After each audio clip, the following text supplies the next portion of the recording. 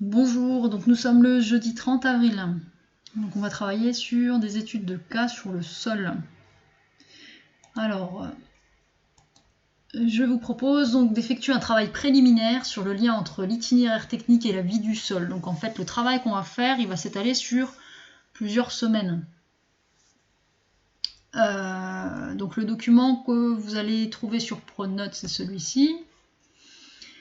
Donc on a étudié 4 parcelles dans le cadre d'un projet à Greenov. Donc c'était un projet qui a été mené par AgroSub Dijon, donc sur des parcelles qui se situaient dans le nord de la France et également en Bourgogne.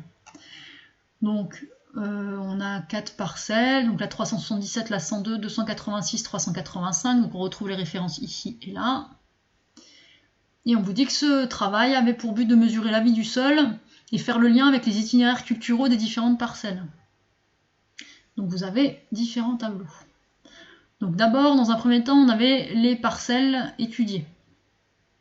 Donc au niveau du mode de production, on avait 3 parcelles en conventionnel et une en agriculture intégrée. Donc quand on parle d'agriculture intégrée, en gros, ils étaient en passe de passer en bio, mais ils n'y étaient pas encore. Donc est-ce qu'ils sont passés en bio depuis? Je ne sais pas, mais en tout cas, ils étaient en train de limiter grandement les intrants.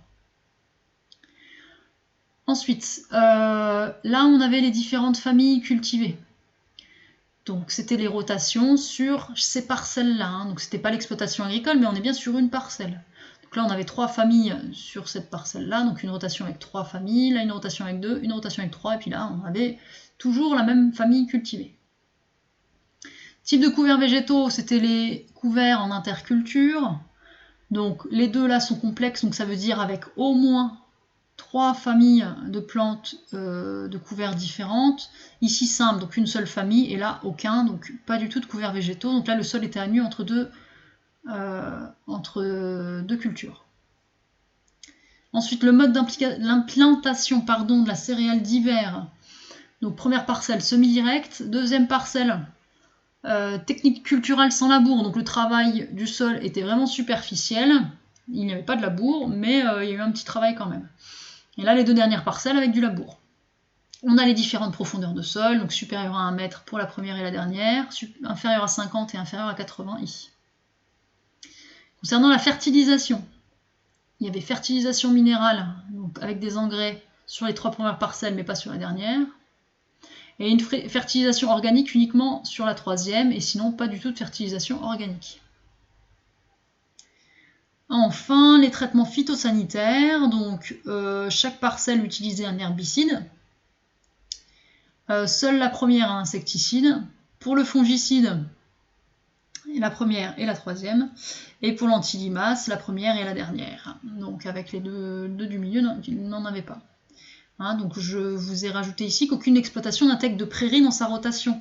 Donc en fait, ici, là, quand vous avez des familles cultivées différentes, donc des rotations, ici, il n'y a pas du tout de prairies.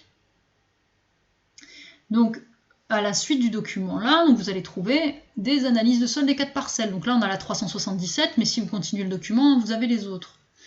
Donc ce document, enfin ce tableau-là, il vous est peut-être un peu familier. Si vous vous souvenez, on avait fait une éval sur le sol et on avait vu ce type de présentation-là. Alors je ne sais plus si j'avais pris la 377 ou une autre, mais en tout cas, on avait ce genre de présentation. Donc vous avez les différentes teneurs mesurées. Donc rappelez-vous l'unité en grammes par kilo, donc là c'est en pour 1000. Donc si vous voulez avoir des pourcents, vous décalez la virgule de 1. Et ensuite en dessous là vous avez la matière organique. Donc le carbone, l'azote, matière organique, donc le carbone organique, l'azote total, le rapport C sur N et les matières organiques. Donc tout ça, on l'a pas regardé nous dans le détail, mais on va le regarder un petit peu quand même. Donc je vous pose plusieurs questions. Donc pour chacune des parcelles, donc vous en avez 4 différentes, je vous demande d'indiquer la texture du sol, donc que vous retrouvez dans ce document, ou alors vous la retracez, mais vous pouvez la retrouver, elle est indiquée. L'élément présent en grande majorité, donc parmi ceux-là, le rapport C sur N, donc vous me le retrouvez, donc là c'est les teneurs mesurées, vous avez le minimum, la médiane, le maximum, parce qu'on a effectivement pris des échantillons partout sur la parcelle pour pouvoir faire une moyenne. Et enfin le taux de matière organique que vous trouvez ici.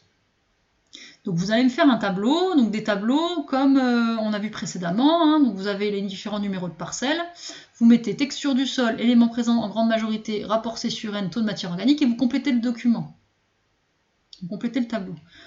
Donc pour comparer les valeurs entre elles, vous me trouvez la mini, la maxi, ça sera déjà suffisant, et puis vous pouvez, si vous voulez, enfin pas si vous voulez, mais vous pouvez pour chacune des parcelles, et voir avec les itinéraires culturaux si le taux de matière organique, notamment, que vous trouvez ici, est logique.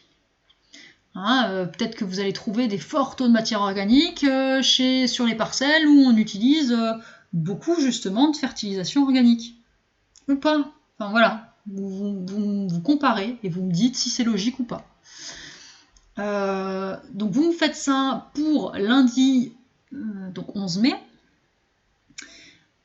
D'ici là, enfin ensuite, le jeudi suivant, donc 12, 13, 14 mai, je vous ferai une petite présentation sur les différents indicateurs et sur la vie du sol en général.